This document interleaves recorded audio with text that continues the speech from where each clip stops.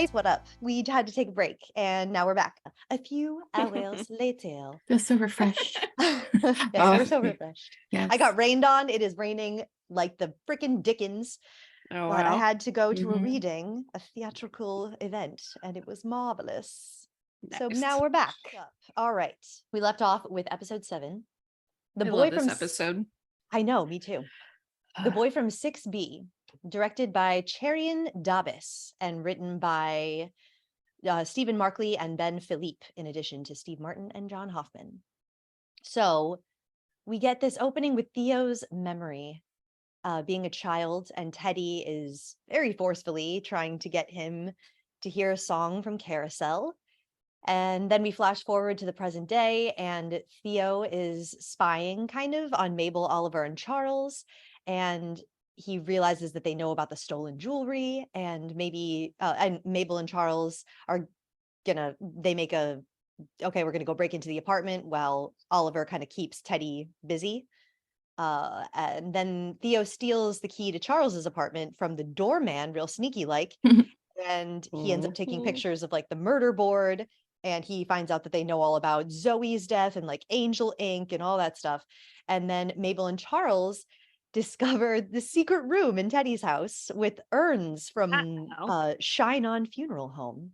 Got a lot going on here. Yeah, this episode really really threw me back because it was like so different from the tone, from the direction. I mean, coming from Theo's perspective even was so darker and like somber compared to like the lighthearted our the shenanigans that our trio is usually in. So it was, to see how it started, and I know this was my marvelous moment, using Carousel again, and I mentioned my hatred of Carousel. It's just like, the machismo and nasty male ego, like throughout that show. I hate it so much. But the acting between, the child actor that played Theo and Nathan Lane was just, it was really difficult to watch, just because it was hard to like, it's like, I could tell Teddy loves his son, but he's also like a parent of a child with a disability, and is just like, it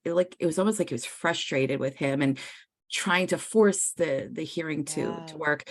Or was it that he was just so upset? Like, and I know, and I've talked about, I have 2 children with disabilities, but it's like, you can sympathize. Like, it's hard. Your child has limitations, will never hear music, but it was really like, it was really sad. It was really hard to watch. And as you said, he was very aggressive with him, but it wasn't like he was trying to be mean. But that scene was really well acted, and it it just really set the tone for the entire episode. And wasn't this the episode that they put in their considerations for their Emmy? I think so. It wouldn't surprise me. Yeah, it was so good. So good. And what's funny is that, like, I know we've been watching this as a recap, and like, this was the episode you can't like just listen to in the background. You have to really focus and really watch everything. So yeah, I was just looking at it. I have the awards written down here. So the awards, the Emmys of 2002, Nathan Lane won for Outstanding Guest Star in a Comedy Series for The Boy from 6B. And Lindsay Alvarez and Matthew Walters and Joseph White Jr. won for sound mixing for The Boy from 6B. Wow. And then also Kurt Beach, Jordan Jacobs, and Rich Murray won for True Crime, the episode True Crime, the first episode. They won production design for that one. And then Selena Gomez, other awards are like Selena Gomez People's Choice Award, the Comedy TV Star of 2021 and 2022. She also won 2023 Satellite Awards Best Actress in TV, Musical or Comedy. And Hollywood Critics Award 2022, Martin Short and Selena Gomez won for Best Actor, Best Actress in a Comedy Series. Not sure why Steve Martin didn't get one there, but whatever. He was nominated. I wonder who he was going up against. No, Martin Short, duh. Right? Oh yeah. Martin Short, Steve Martin. Yeah. Yeah, I just didn't know. I'm like, yeah, 2 people can't win, duh, obviously. No. So Martin Short won. I get that though. I can see that. I mean, he's, kind of my fave. It's hard to pick a fave between those 2. Yeah. And then 2022 and 2023, Siddhartha Khosla won the American Society of Composers, Authors, and Publishers. It's ASCAP, at Music Awards. And then they were nominated for TV theme. He was Siddhartha Khosla was nominated for TV theme of the year, and he did win for music in top streaming series of the year. And yeah, just incredible. All the awards. Well, All well the deserved. awards. Well Yeah. deserved. It's And no funny. surprise that this episode won, though, for especially for Nathan that's Lane. true. Oh my God. And I think I don't know if this mentioned is like the season 1 is so good, but I feel like after watching season 2, I was like, I like season 2 better. I have to see after my rewatch again if I still feel that way, because season 1 is so good and so easily rewatch. Oh yeah, it's very digestible. And I don't know if we already talked about this in that feels like forever ago, talking earlier about Theo, but how the actor that plays Theo is actually James deaf. James Caverly. Yes. Yeah. And Nathan Lane did not know sign language until this show, and had like 6 weeks, I think I read, to learn it, which just made it even more impressive. Quite Same frankly. with Olivia Reese, who plays Zoe. Phenomenal job. It was just so and it was natural. so powerful. And I was saying before we hopped on this morning, I was telling Erica how I could not help but think of another kind of iconic episode without sound, really, which was season 10, episode 4, Hush, of Buffy the Vampire Slayer. And I never saw Buffy. Oh, I love Buffy. Like I could talk about Buffy forever, but it was of my time too. I just kind of missed the boat on it. I just never started watching it. Jade. I did too, but I was telling Kara that it's very big in the Rocky Horror community, and they shadow cast, once more. It's one more time with a feeling. Once more with feeling. Once more with feeling. I'm going to have to get you the link to see it, because it's really so wild how they shadow cast it. But wild. that was the first episode that I had ever seen, attempt something like that without sound, and how much it relied on, the actors and their expressions and their mannerisms. And I couldn't help but think about that as I was watching this, and how Nathan Lane and Theo, both of them connecting and their expressions, and it was just so powerful without really any sound whatsoever. And I was incredibly impressed. I still remember the first time I saw this episode, and I was just like, damn, I didn't think I could like this show anymore. And that episode sat with me for a really long time. So and it still does. So yeah. So I know the lyrics to it's the song Soliloquy. I just want to read them just for a couple of them. My boy Bill, he'll be tall and as tough as a tree, will Bill. Like a tree he'll grow, with his head held high and his feet planted firm on the ground. And you won't see nobody dare to try to boss or toss him around. No pot-bellied, baggy-eyed bully'll toss him around. I don't give a damn what he does, as long as he does what he likes. He can sit on his tail or work on a rail with a hammer hammering spikes. I mean, it's just like, it goes on and on about just this ode to a son. And it's it's incredibly it's a really moving. sad song. It's such a layered performance from Nathan Lane. It really was. And I could hear him. I could hear him just from his face and his movements, and like chest pounding, and him gripping it was I mean, Nathan Lane scared me, and I never thought I'd see the day. What can't this man do? It's incredible.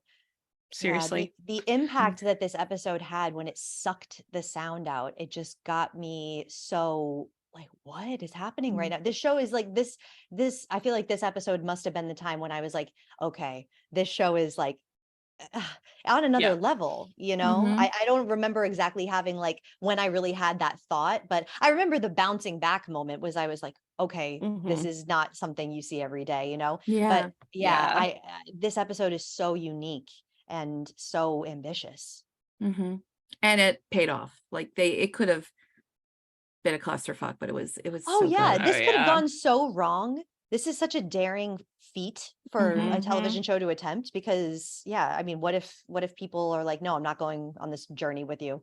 I don't want an episode of silence. Yeah. And very little humor. Very little. Yeah, very little humor.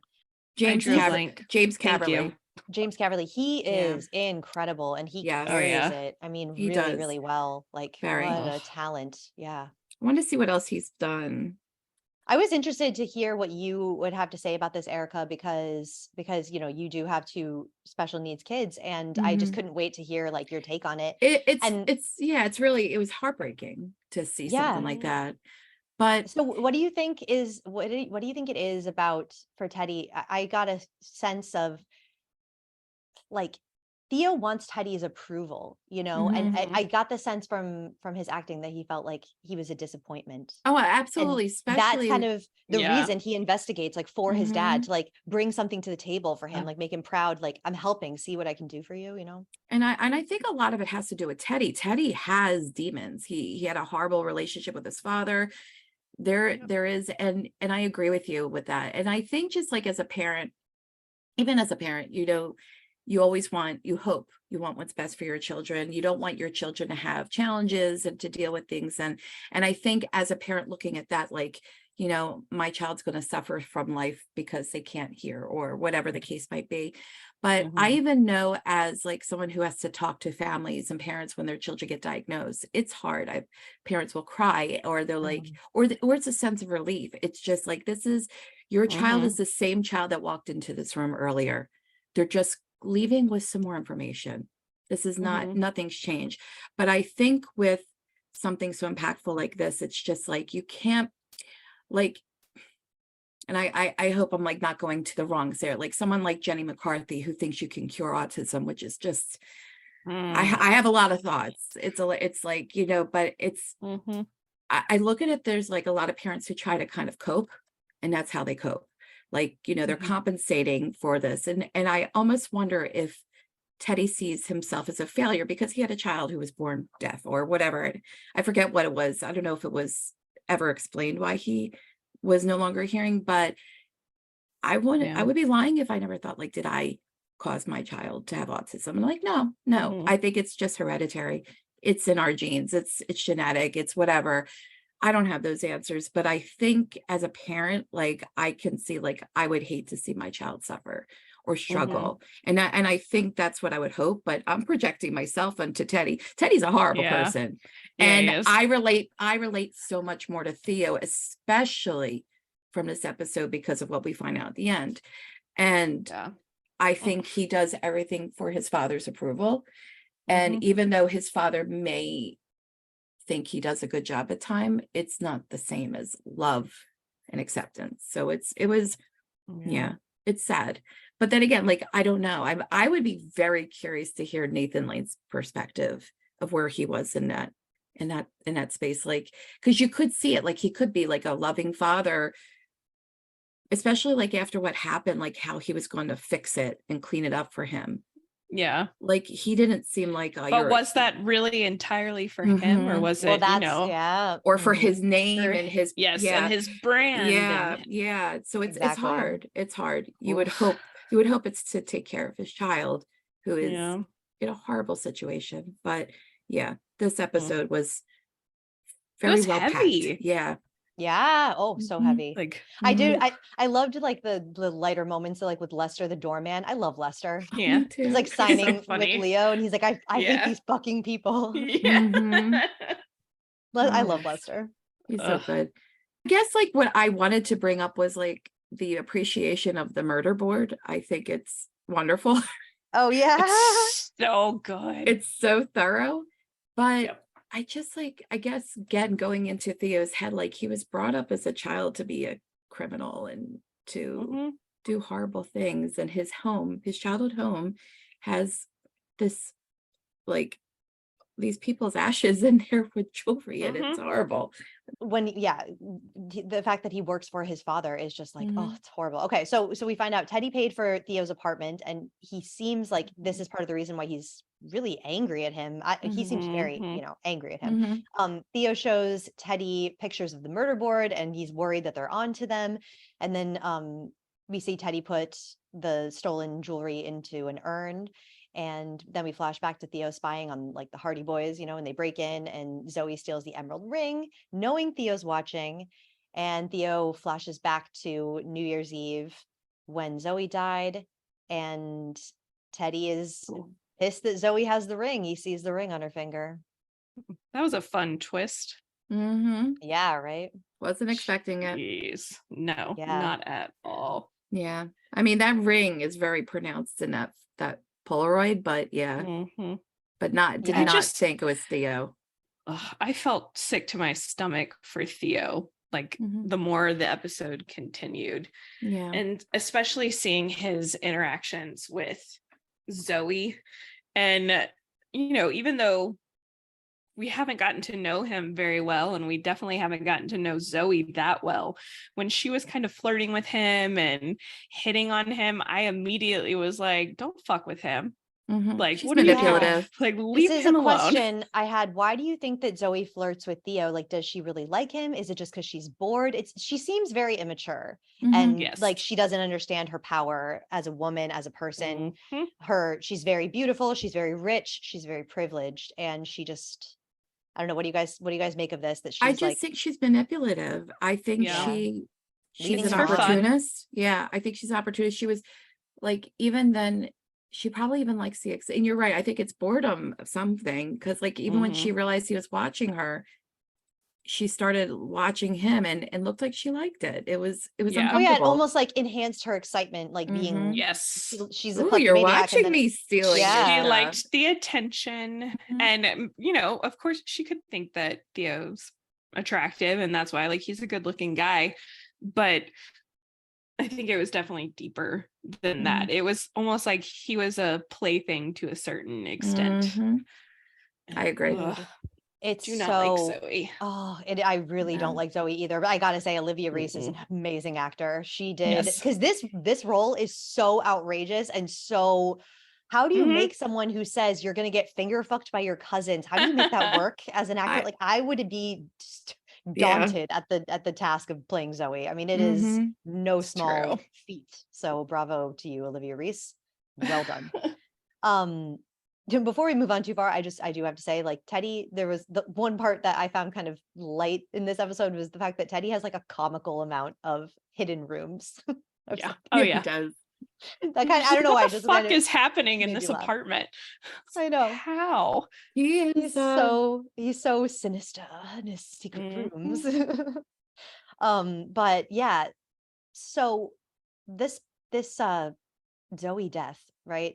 It was really heartbreaking. You're right. The more I think about it, like when Theo tells Zoe that he'll give her a ring one day, and she laughed at him. And he's genuinely like, trying to help her get out of like a relationship, and he's like, that guy's no good for you, and she's like, I wasn't aware boys were supposed to be good for you, or like or any other person is supposed to be good for you, you know.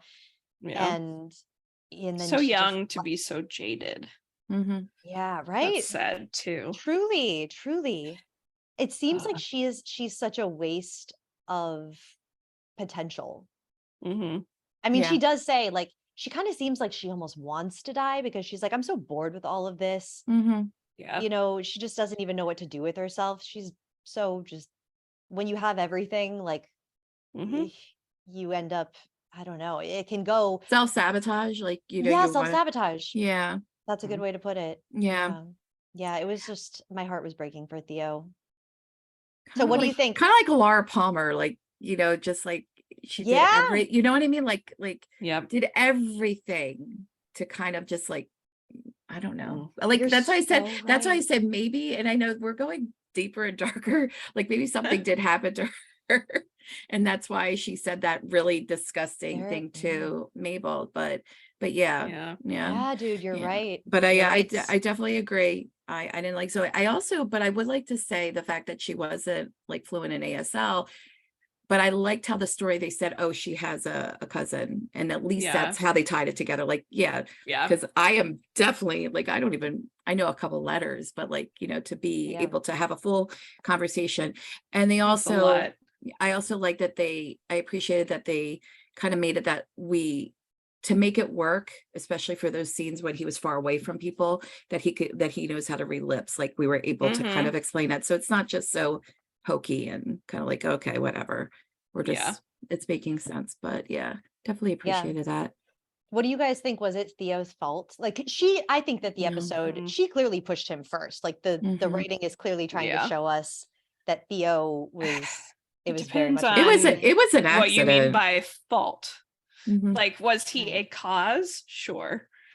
But I don't think it was even an accident in terms of, like criminal responsibility, he didn't intend to do it. He clearly just reacted to her touching him first. So I felt did he so shove her? Awful for him. Did he shove her like accidentally? I don't think we got a good enough view. Like I thought she just fell back. Like he was reacting she pushed and she him. fell back. And like some of her momentum and maybe just being unsteady, like lost her footing. Drinking, I was getting some yellow jackets. I don't want to spoil anything because of that, because I went back and forth with some people. I'm like, I don't know, I'm like, it's hard to tell. And then but I don't think he purposely did it. I think it was a horrible accident. But it also what bothered me, and this is going back to Oscar, and maybe it's just the writing, I didn't think their fight that was such a big deal that would have been motive for murder. Like I thought that was stupid. Not to be sent to jail for 10 years. Like, you know what I mean? Like it still I was seemed wondering like it was about that too. What do you? It was not not a realistic. A shitty lawyer. Yeah, that's what I was like. Did the cops talk to him at all? Like, because even if they interview it, so here's the thing. Tell us. Hot takes with the lawyer. In the lawyer. Every state, like this is a universal thing in the United States. Even if Oscar had confessed in a police interview and that was all they had, if the only thing they had was her dead body and him saying, we had an argument and last time I saw her, she was up on the roof and I don't know what happened, and they have nothing with that. But even if he confessed, they need some sort of corroborating evidence in order to actually charge him with that, because a confession alone is not enough. You have to have something else corroborating that. And Tim saying he saw him up there wouldn't be enough. Like, I just don't understand how the hell he got convicted. It makes no sense to me, because assuming he talked to the police and explained, like, look, I have no idea what happened. She was my girlfriend. I loved her. I've known her forever. Like, what are they doing other than speculating that he pushed her? I know. There's nothing. The only thing I can maybe, and I know I'm really reaching, is like, well, maybe because she's from a well-off family and he is not. He's socially, economically, he is not, then maybe that's why. But like it was like, I agree with you 100%. I had a hard time. Yeah, that was probably the only thing. Like there was just like, like that fight was stupid. It was lame. If Tim had gone in and said something and lied about him actually seeing something when he didn't, like, we would have seen that. That would have been part of the show. So I don't know. And he was told not to say anything. Like he was, so maybe he didn't say anything. That was I was willing to forgive it because of the rest of the series, but that has always bothered me. Same here. Maybe that's why they got rid of him. Poor Oscar. Okay, poor guy. Then Mabel and Oliver go to Shine On Funeral Home and they discover another secret room, and Theo is there, grave robbing, doing some of that. And then Charles and Jan go on a date and they dance and they play sexy Scrabble and it's adorable. And then Theo, flashes back to New Year's Eve on the roof when he comforted Zoe after her breakup with Oscar and asks for the ring back, and Zoe falls to her death. And Tim saw what happened. Teddy threatens Tim's life if he tells anyone. He saw Theo fight with Zoe, and then Theo kidnaps Mabel and Oliver, and Theo tells Teddy that they know the truth about everything. Oh my. So we already talked about the whole Zoe death of it all. What about this Charles Jan date? I just love that Jan is like so overtly sexual and like kind of scares Charles, like she's just so like, she's so it's so funny because she's like kind of conservative, but then she's just got this kinky bassoonist side. Is she yeah. kind of like, what's her name's character from American Pie? The girl from band camp. Allison Hannigan. Yes. Oh my God, good call. Band I Geeks. can't, what was her name? I can't remember the character, but you're right, Allison Hannigan. Oh my gosh. Yeah.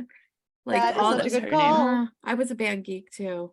I'm not. Yeah. I'm Band geeks delving and into- theater kids were particularly horny from what I remember. Right? So that horny checks out. and punny. I'll bassoon you later. Oh my gosh. That makes me I'll happy. bassoon you later. Oh my God. Okay. So I do have to say one more thing about that was hilarious. Martin Short falling off a chair is really funny. When he like leaned over really Yes. far and then like fell off that chair. So good. Oh man. Lovely. And then I think we talked about all of the stuff that I have notes on. Oh, why do you think that Theo would be Tim's password? That always Yeah. they But figured that out. That because they got I forgot to put that in the recap notes, but they got Tim's phone, right? But it was locked, and so they were looking for the password. Why, after finding out that Theo's a grave robber and all this stuff, would they just make that logical leap that Theo, Theo, no would be idea. Tim's password? yeah. Yeah. No Okay. idea. None of us know. Interesting. All right. It's a plot Yeah. hole. We've spotted it. Plot hole. I do love that the only words that were spoken in the entire episode were "we did it." Yeah. Yeah. Okay. Let's go on to the next episode. So episode 8, fan fiction, directed by Cherian Dabis again. This one's written with guest writers Matteo Borges and Rob Turbovsky. All right. So the Arconiacs, right? We got Sam, Paulette, Marv, and Grant camping outside the Arconia with picket signs demanding a new episode. And then Teddy threatens Oliver and Mabel to make the podcast end immediately. And Oliver and Mabel meet the Arconiacs on their way to see Charles. And Charles and Jan, we learn, they went to Pound Town. They did the deed. And they found out from Tim's phone that Tim saw Theo and Zoe on the roof and that Teddy threatened him. So they figure out that Tim has been working to bring Teddy down. I just want to give some love to Ali Stroker when I saw her. Yeah. And I think I didn't realize who she was when I first watched this season, but I was so happy to see her. And for those who don't know her, she is the first person in a wheelchair to ever win a Tony for a featured actress. Indeed. She was in Oklahoma back in 2019. So it was so nice to see her. And I think also was Sam, also another Broadway alum. I have to double check because I think just like in Maisel, they like to pull a lot of stage theatrical performers. Yeah, it was nice to see. Yeah, these guys, Jabuki Young White plays Sam, Ali Stroker plays Paulette, and Daniel Oreskes plays I love Marv. Marv. Yeah, Such a weirdo. Marv. I know. So good. So I guess I'm a putt nut because that's what. Although I will not call myself that, I do not like that at all. gross I can't I know. imagine why not. Doesn't that sound horrible? Like, who okayed this in the writer's room? I like the Who- Arconiacs. I think that's a cute Yeah. name. That is And what cute. was it? Hayden Maidens or Maybellines? I think that's cute, but like That putt is nut? cute. Why do you have to? Mhm. Why? I will not call myself that, even though Oliver. I mean, yeah, Oliver is my favorite. What would you call Oliverian? But that sounds like ovaries. Yeah, it does. Oliverian. I kind of like that better. Anything but putt nut. Please no. You have to work with that one. Man. How about when Oliver says, "Did you know I was the first director to use a real cadaver on stage in Tuesdays at Bernie's? It was my dual adaptation of Tuesdays with Maury and Weekend at Bernie's." And Mabel my just God. goes, "What?" That was so good. That was so funny. I don't know if I want to see that. I know. Although I do love Weekend at Bernie's. It's true. I know. Oh my God. When they met them, they're like, "Thank God we have fans." And then they were Thank called God we have vultures. fans. Yeah. Yeah. Precious. Later, he's like, "Back off, you vultures. Oh God. We don't work for you." So good. So I do want to dramatic. just mention that were any of you grossed out the fact that Brazos was their safe word? Yes. Oh my God. And Mabel was like, what can I get? What's my Uh-huh. safe word to get out of this conversation? Yeah, that was so funny. No. Didn't need that. Nope. Oh, I love Lots of Jan. visuals. You know, Steve Martin is a lot of things in my head, but a sexual being is not one of them. Like there is just a Oh, really? mental block. I don't know why. Like for whatever reason, there's just a mental block there. Like even after the jerk and all sorts of like, I don't Can't know say what that it anymore. is. After King Tut. Oh yeah. I think it's probably because my first introduction to him was Father of the Bride. Oh, I love And that movie. so, yep. So I just was like, no, Steve Martin, no sex. The Jerk is mine. The Jerk was mine, and it will forever be my favorite, even Such though a some good of it movie. is like a little, but it, oh God, Bernadette It's Peters. so funny though. Bernadette Peters. I just want to, let's just sing the song. Oh, good. Okay, before we move on, I do have to say, Nathan Lane nails the villain. And like, it's so weird to see him say things like, he's so deep in my pocket, he's tickling my balls. And like, Yeah, I know. and he says, and then watching Nathan Lane say, having a deaf son ended my marriage, that and all the whores. I was like, what? Like, sir. So disturbing. I don't like seeing Nathan Lane. And then what we way. find out about him later, it's even more like, what the hell, Nathan Yeah, Lane? right. Okay, so the three, our trio meet Detective Williams for help to beat Teddy at his own game. I love that. She says, yeah, I know, me too. I love the scene. She says she's running a low-key tox report on Tim's laptop that someone used to type up Tim's suicide note. And also that she'll like give him protection if they release a podcast with all their evidence. The who, the why, or the who, the how. When they were like, the who, that's just me. The who, the how, the why, and the why now. That was so funny. Okay. And then I had to type that out multiple times just to kind of get it. I was like them. I'm like, what? Who, what, how, Yeah. no, what, why'd you say what? There's no what. All right. And then Jade and Oscar show up to help out with the murder investigation. And Oscar tells them that Tim got the green ring the day before he died, actually, in fact. And Jan insists that Teddy did not do it, that they should probably reconsider Howard the cat guy as a suspect. She's pushing that real hard. And then Oliver invites, very suspicious. And then Oliver invites the Arconiacs to join them and help in the investigation. Love that. Love that. I love that. But watching, I wish I could remember how I felt about Jan when I first watched this, because watching it now, I'm like, ugh, that's obvious. She's trying to push them away from, looking at Teddy. But now that we know, why do you think Jan wanted to like divert suspicion from Teddy though? Because that's never really answered. Like, do you think it's because she knows that he's innocent and she wants to make sure he's protected, she wants to get him away from, because I mean, I don't know, but going back to Howard, he's just like so obviously not, and I think that pushes it really far away. Like, I think she knows that Teddy is guilty of something, and if they get there, they're going to find out more. Oh, okay. So you're saying I think she's so smart. She knows, like, even like she doesn't know what happened with Theo and Zoe, but she knows like there's something going on there that they're figuring things out. By going back to Howard, where Howard is obviously not involved, it's just going to put them back in circles, and they're just going to be like, point. Yeah, that's the only thing I could take from that.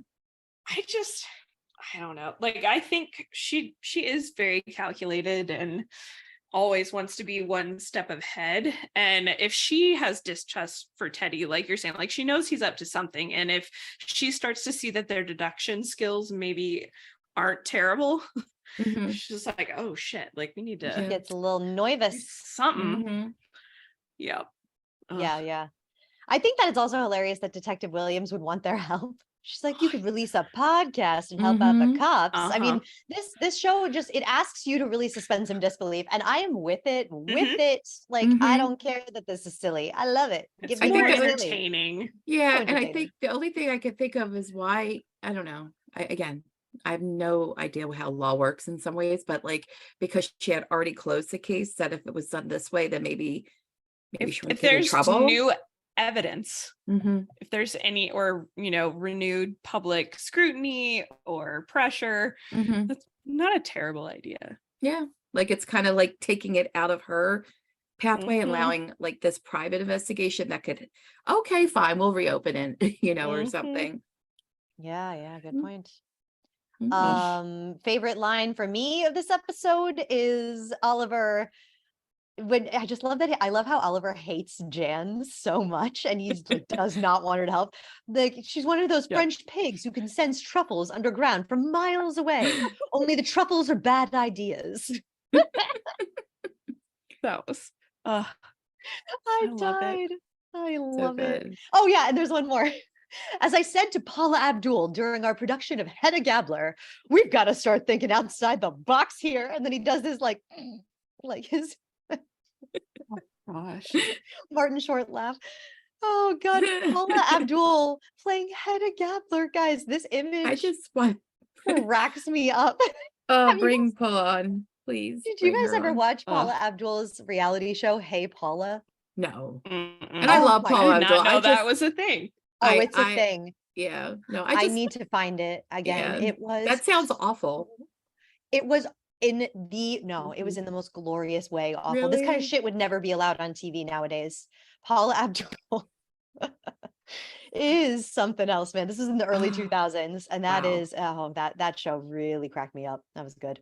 So when I think of Paula Abdul as Hedda Gabler, and I played Hedda Gabler, I know the play very well, so just that never ceases to just crack me up. All right, next, Ugh. moving on. Do we have anything else to say about this Nah. section? Yeah. Marv had a really good reaction to Jan. I love how everyone's like reacting to how young Jan is compared to Charles. He was like, my ex-wife was Charles. much younger than me too. Charles, yeah, thank you. Was this the part where she brought in the pizza rolls? Yes, that the later? dry pizza Oh rolls. my I need to get some gosh. dip for these very dry rolls. Yep. That was He said- funny. He said something like, your ideas are bad and your pizza rolls are dry, and I can accept one of those, but not both. Oh, Jan is God. reverse helpful. I'm sorry, I could go on. Like, I don't even have any of these There's written down. just too They're just- much. They're Yeah. so funny. They were that was just hilarious. This was a Ugh. really great episode for Martin Short. Mhm. Oh yeah. And Okay, and then he has this little audience with all the Arconiacs, these new Mhm. people that he can, Yes. show off to, and it's or fabulous. use for and you know a what? reenactment of Mhm. sorts. Oh God, that was so good. Oh my And God. this is also where he mentioned that they would know the how. Like he appreciates his listeners, like just like how we Mhm. appreciate our listeners. I know. For I love sure. to see Oliver is not all like selfish. Like I Mhm. mean, granted, this is totally Yeah. just to fulfill a selfish end to help him solve the mystery, but still, like he's aware of other people and he's aware of other people's strengths and Yeah. and he does say to Charles, like, you don't tip, you monster. Like Mhm. Oliver's got some good points, Yeah. Yep. He's not a Right. sociopath. No, he's a good guy. No, we all Yeah. have our moments. Just Telling people to jump off a Impulsive. stage. Yeah, Little just a little of impulsive. that. Thwop. God. Okay, so then Oliver Love directs a it. reenactment of how Tim died, right? Concluding that Theo killed Tim and then wrote the suicide note. And Oscar and Mabel tell Jan to leave. And Jan goes home to find a note on her door that says, I'm watching you. And OMITB releases their podcast. And Detective Williams shows up at the Demas' apartment, arrests them, got them, nailed their asses. And then Williams finds out that Tim was poisoned, already dead when shot. And the Demases weren't even in the building when he died. I love how she says that line. She's like, I'm looking at footage of the Demases. Yeah. She says it like so extreme. And then Charles finds Jan stabbed in her apartment. Oh no. We're just like, is- no. Mm. I just had a killer there's on the just a loose. couple of Killer on the loose. when there was just a couple of notes I put on here. I said that we were just marking Marv. Marking Marv, cuckoo. Oh my God, these lines are Honestly- like imprinted in my brain. It's like I don't even have Yes. to try. Jan being found stabbed is the first time that I thought she was actually the killer. Oh Yeah, I didn't 'Cause, really like, buy that. It took me a hundo. very long time to get there, but as soon as Charles opened the door and she'd been stabbed, I was like, that bitch wants attention. She wants to throw him off the scent. I was like, that's what. That's It all took me our a true while, but I crime finally got watching. We there. were like, yeah. Yeah. It's Yep. like, okay, fine. She's in Oh, I just cahoots. thought your input is destructive and your pizza rolls are chewy. Normally I can forgive one of those things, but not both. That's what I did, write that one down. I just saw it in my notes. Oh, God. Oh, that's so good. Oh my God, Gold. what about the part where he goes, the pointy delivery of he's like, no, Tim Kono was pointier. He had a pointier delivery. And then the But it Sam made goes, sense. hello, Lester. Did I happen to receive a package with a ring in it? Just cracking up. So funny. Oh my gosh. Oh my gosh, this actor, his name is Jabuki Young White. He's so good. I really enjoyed his performance as Sam. liked it. Really, I He mean, was all three of them, adorable. but I really want to see him in more stuff. He's a great actor. And then Charles, I just have my note says, Charles, I think she's mad at me. So dumb. I do think that they wrote Steve Martin to be a little bit stupid. Yeah. A little, Naive and like kind of missing the obvious sometimes. yeah. But I I'm like, kind of like Charles. he was Innocent. so lonely Mhm. and like Yeah. he needed someone that he is fully like blinded by. I have met love at many this people like point. him. I have met Yeah. many people who were manipulated by their partner, Mhm. and that person was a horrible person. And Yeah. You just you don't want to see it when you're, dead set in it. And Nope. Charles was definitely all Mhm. in. Oh, he was all in. But He was hook, line, and sinker. Ugh, Mhm. Okay, made so it dirty. I know, right? Okay. Double All right, time. so double time. All right, episode Mhm. 9, double time. Director is Jamie Babbitt. The guest writer is Kristen Newman. And okay, so Charles and Jan are freshly in love, right? And Charles wants to quit the OMITB to be there for Jan. Mm. She is what matters. Jan And sucks. Charles's stunt double, Zaz Ah. Saz Pataki comes to visit, Wonderful. helping with the investigation, and suggests that the murderer was in love with Tim. Mhm. What do we think? Yeah, Jane Lynch? that was a delightful surprise. I'm sorry. I was not expecting it. Yeah. It was so funny. And I know sometimes Jane Lynch is like, some people either love or hate her. I just love her to everything she's in. But Same. it was so funny. The fact that Yeah. she dresses like him no Oh my matter what. God. It was so good. Yeah. Oh my God, it's so good. I just It was never so would have good. thought, like, if you had asked No. me, does Jane Lynch and Steve Martin look alike? I would have been like, no, what? Nope. They like Yeah. kind of totally do, though. It's so, who thought of this? Genius. Somebody did, and it was hilarious. I'm wondering if there's any connections to, oh gosh, pleplease help me. Best in Show. Oh God, gosh. please help me. Like Eugene Levy. Yeah, and- like Yeah. because like the SCTV, like they all kind of like mix together. They're not from like the same, but like Well, like Steve Martin Short. and- Martin Short was on that, and Steve Yeah. Martin was on SNL. Like maybe, Yeah. and Andrea Martin was on SCTV. I'm like, I'm wondering Well, if there's some way they kind of Steve Martin, you're Martin probably Short, and Eugene Levy were all in Father of the Bride. they were. Yeah. So like they have been, and there's Martin so Short and many Steve Martin little- were in the Three Amigos. So like they always work together, but I'm wondering Yeah. if like Jane Lynch kind of came into that pocket because she was in like Best in Show. Best in if- Show. Yeah. So I I'm can wondering see if it. that's how, but I think I- also Jane Yeah. Lynch is just awesome, Done and everyone's like, get her in my shit. excellent. yeah. Like, I Yeah. know a lot of people didn't love Sophie Lennon on Marvelous Mrs. Oh, Maisel. I loved her. it. I loved her. I loved what she brought, but I think that's what it is. It's like, and I'd also, again, just to talk Jane Lynch, I love Jane Lynch in Wreck-It Ralph. If you ever watched it, her character is so funny. Oh It's so yeah. different. I haven't seen Wreck-It So Ralph. it's really It's good. It's a really good. good one, but it's like her character in that is so funny, but it's so different from what she's usually portraying. But no, I really loved Zaz. I thought she was great. Yeah. Mhm. And Nice and surprise. What did Oliver say? I am riveted. Like she's so the I better was you. quite riveted. Yeah. His Oh my God. ex-girlfriend Cookie left him for her, and Oh my God, Oh, right? God. Yeah, we're getting there. Okay. I do have to say one thing though about this first section of the episode. The way Charles talks to Jan, and he's like, if it was Howard that did this to you, I'm gonna snap his leg off like I snapped off his cat's leg. And she's like, I don't know that story, but that's hot. I'm Ew. like, dude, they Yeah. are perfect for each other, okay? Because he is like totally obsessed with the fact that he snapped off a cat's leg. Like he cannot stop talking about it. And Jan is like, tell me more. I just love like her reaction there, knowing, that she's the killer. The fact that that's hot. The leg. So fucked up. He likes it. Jan. Likes it. Jan.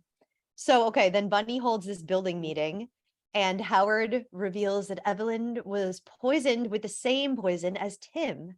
And the other tenants vote to evict Charles, Mabel, and Oliver. And Charles, he quits the band and he gets pretty nasty and harsh with Oliver and Mabel in the elevator. And then Jan leaves Charles's house to prepare for her big first chair bassoon moment, in quotes, and tells Charles not to come see her. No, I'll be too nervous. Well, one, I just want to mention, like, some of the notes I had on this was like, how the fact that, and I'm questioning why I put in this section. I just wrote that like Saz happened to be his stunt double for his sex scenes because he had unnatural hip movements. And I'm like, again, Steve Martin, I don't want to see you in not that, a sexual being. No. I think again, I like your hip movements. They're surprising. I just think that they're really laying it down that Jan is not giving us all that she, she's supposed to be doing. Like, she's really a questionable character. Like, I think they started doing that.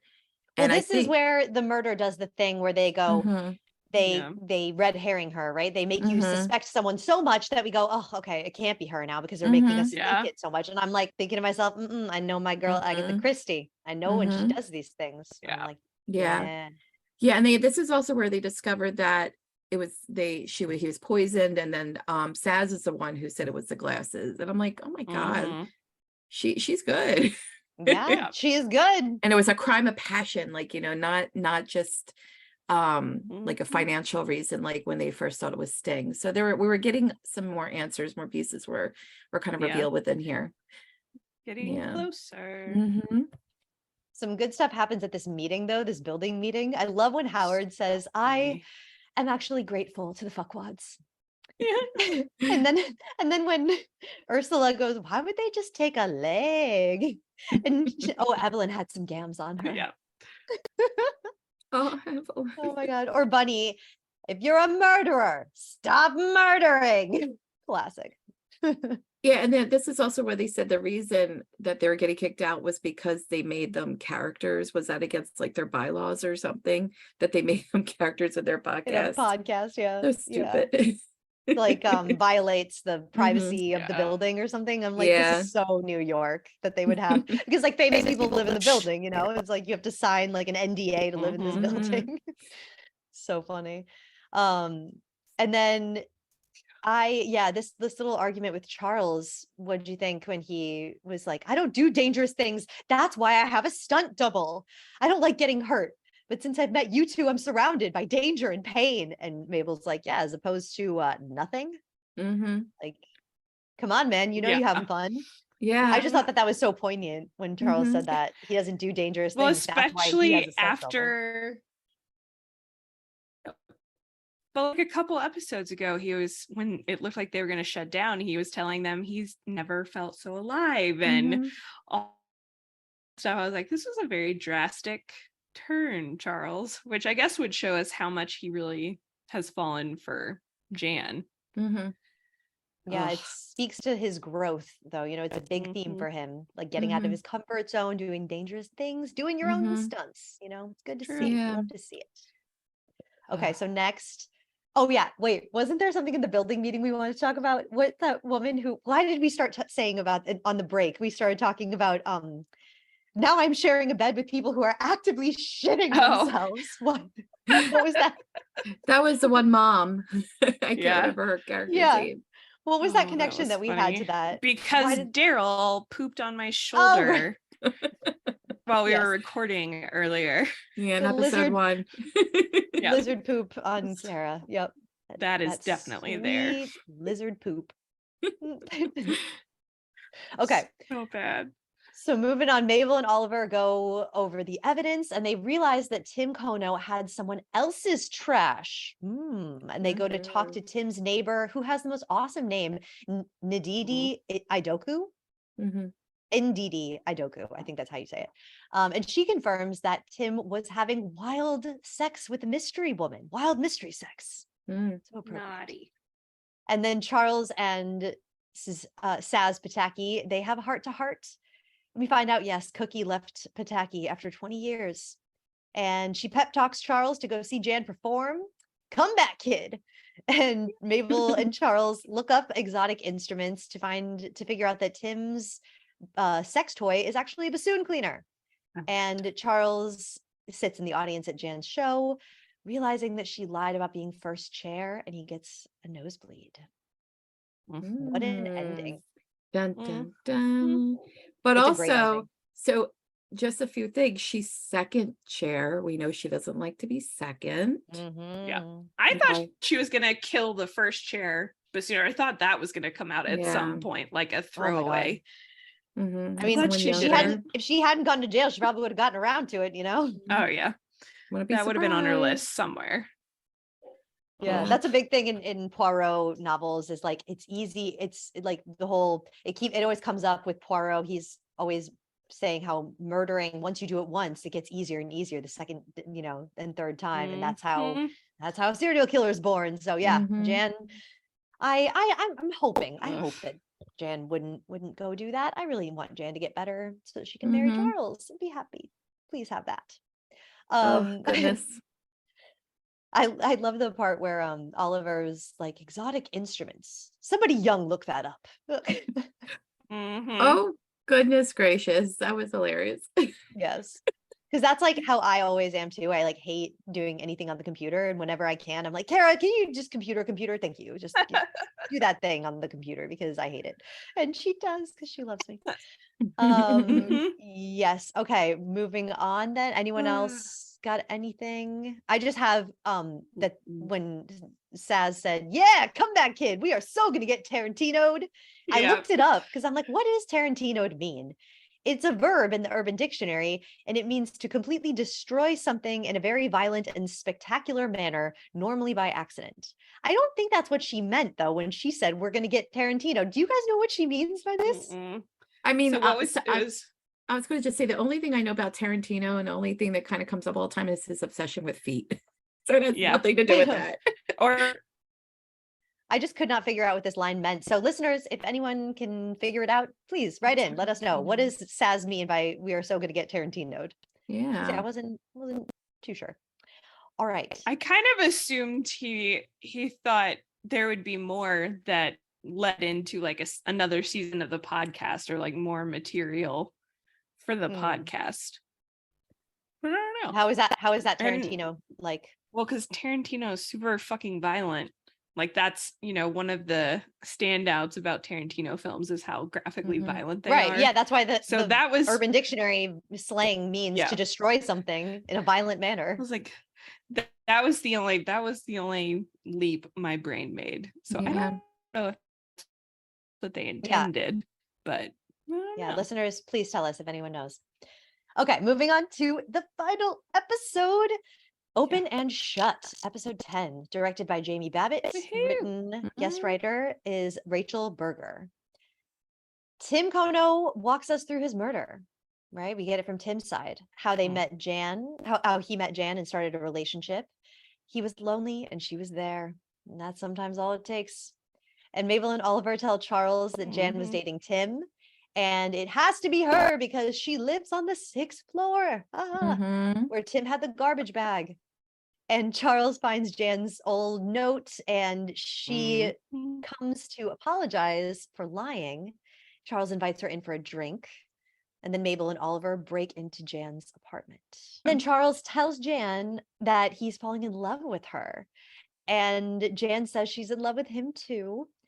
Charles figures out that Jan's trying to poison him like she did to Tim.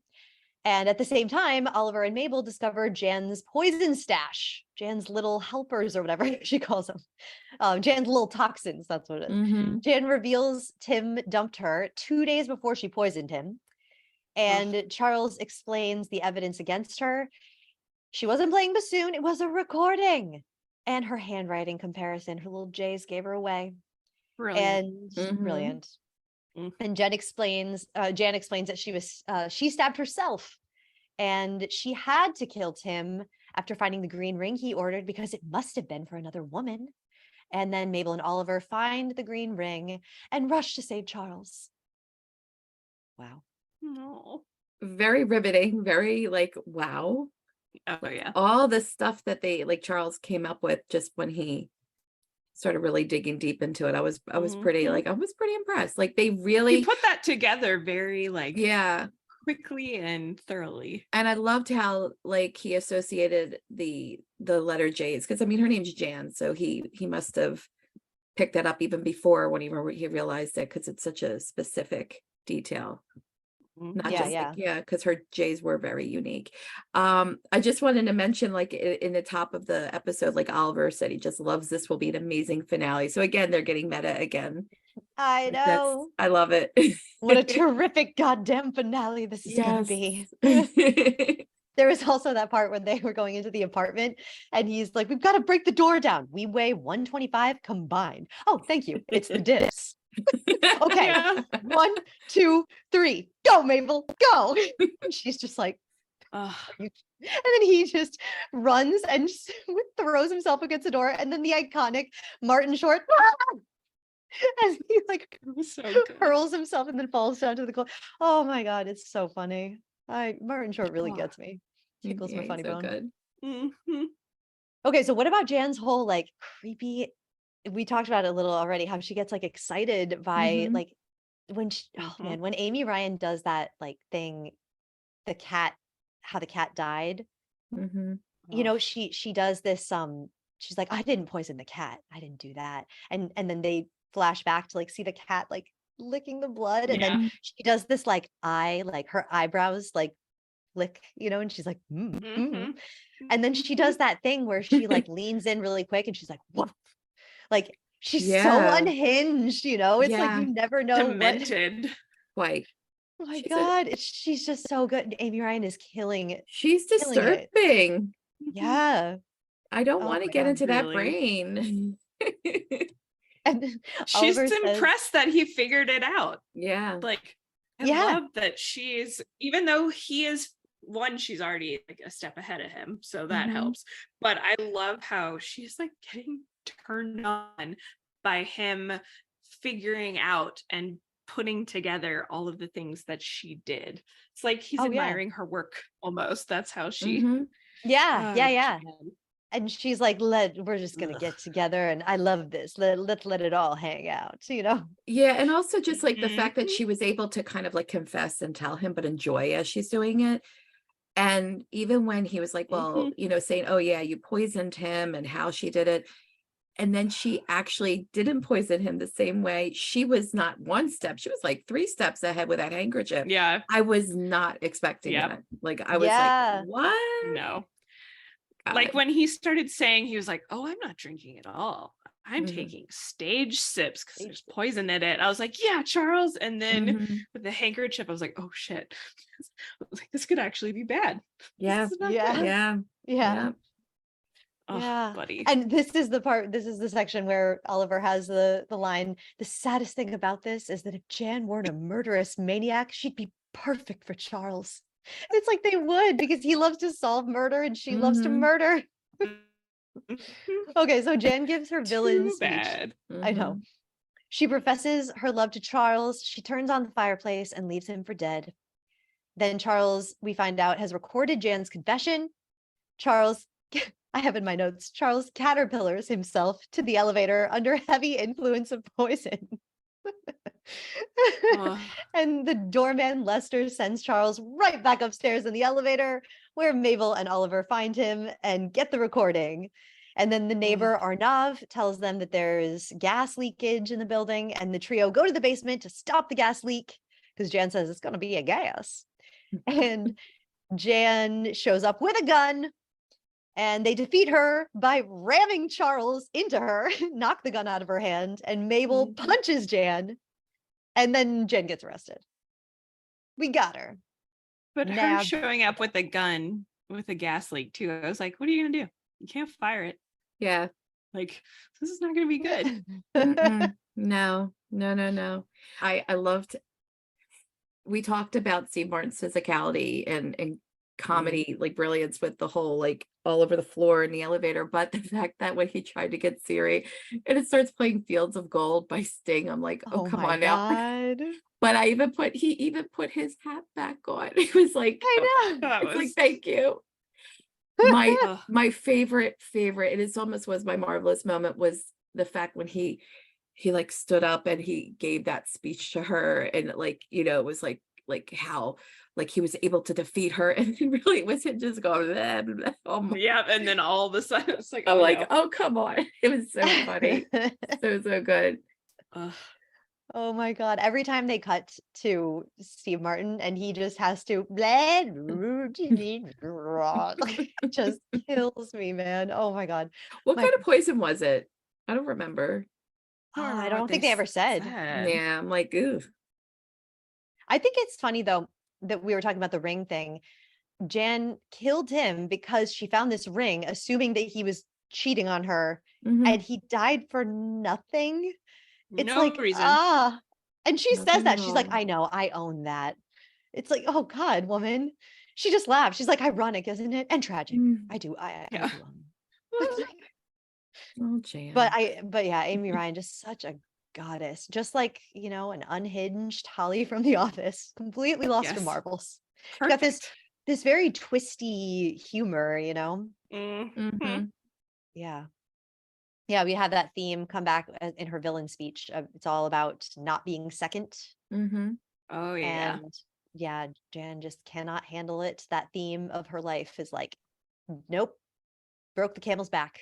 When we were doing our quiz so many hours ago, her motive was just jealousy, I guess, right? Because she just doesn't want to be.